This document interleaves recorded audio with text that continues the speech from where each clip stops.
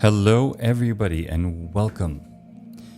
I am currently in the process of doing some tests just to see how the quality is going to be and how the broadcast in general is going to be going forward. Because I think that it's much more immersive when you have a live experience, you have commentary, you have many things that are going to help people understand what you're talking about. And hopefully it works out for the best and you can be part of it and we can take it from there. So, Egypt. Where to even start? Egypt is a crazy, amazing place in so many different ways. And when you go there for the first time, I think that when you arrive at the airport, or actually even before that, when you're hovering over Egypt, and you start to see just the color shift between, like if you're coming from Europe, for example, it goes from a lot of green clouds and, it looks fresh. And then you get to Cairo and it's just brown, a lot of brown, and it's very dense. It's so compacted. There's so many people. I mean, we're talking 120 million people who are accounted for.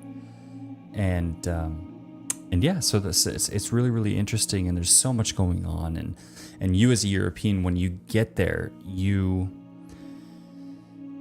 are bombarded. You're bombarded with people who are super hungry for your attention, for your money, and I find that it's a bit of not a bit, but it's a huge fault of theirs that they could really learn from. And no matter how many Europeans have gone there and how many times there's been a tourist there who has been open-minded, a lot of the tourists end up leaving with a bad taste in their mouth. And it's because there are 120 million people who want something from you.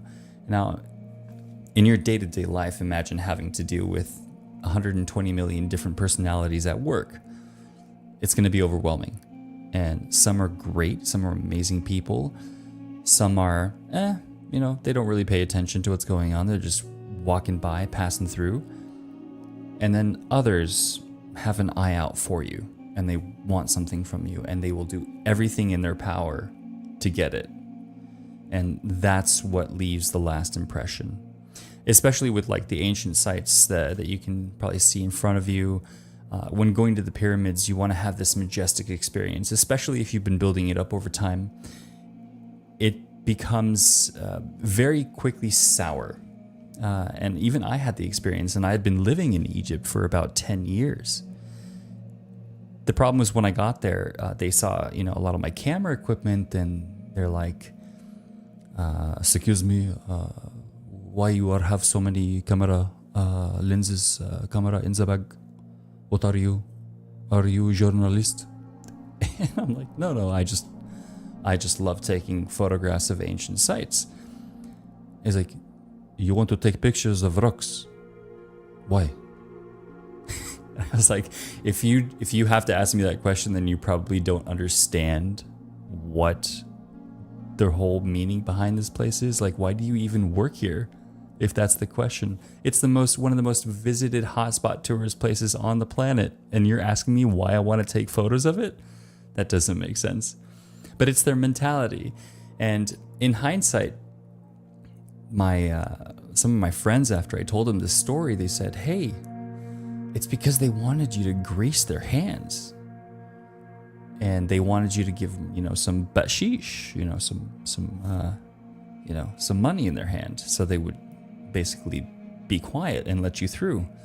And at the time, I think I was actually really sick, and we were late, and it was Ramadan. It was just not the time, unfortunately. And so yeah, they ended up wasting about 2 hours of our time because they looked at they looked at this lens, and they saw that it says 200 on it. And I don't know if you can see it properly, but it's like, oh, this is 200. You can see 200 kilometer.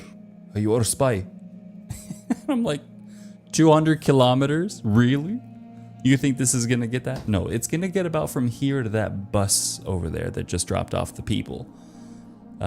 No, it can't. He's like, okay, show it to me.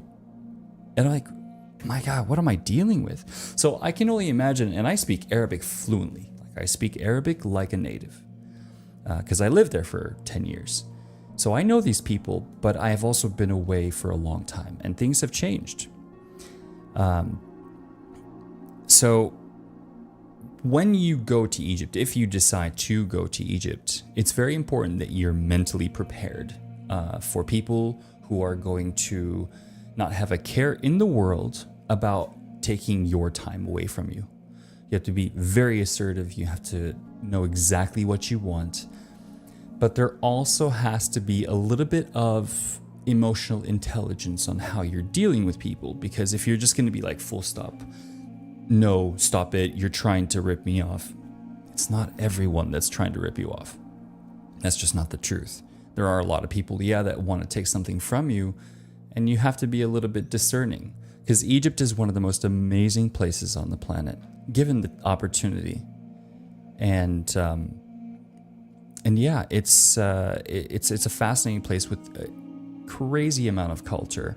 But it's up to the individual who goes there, who knows how to take advantage of the opportunity when the opportunity arises, to understand the culture and understand where they come from. You have to remember, these people are very poor in their mentality, and it's not necessarily their fault. It's cultural, religious, lack of opportunities, lack of education, and of all the economy for these 120 million people.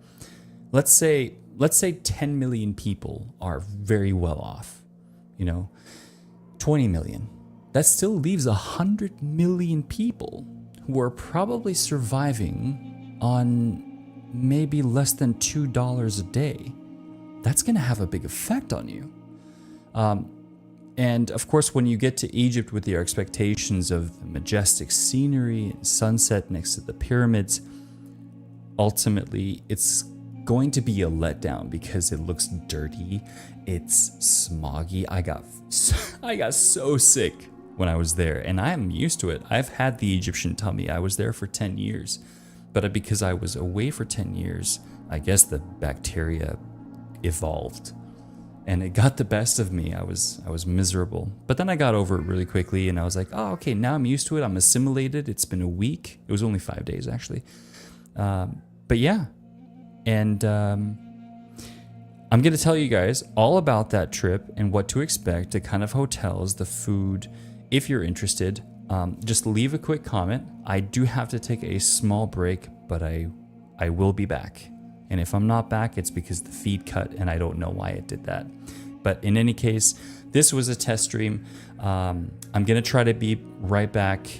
And with that being said, think of some questions that you might have about Egypt, write them down, and I will be very, very happy to get back to you as soon as I can. In any case, I'll see you soon.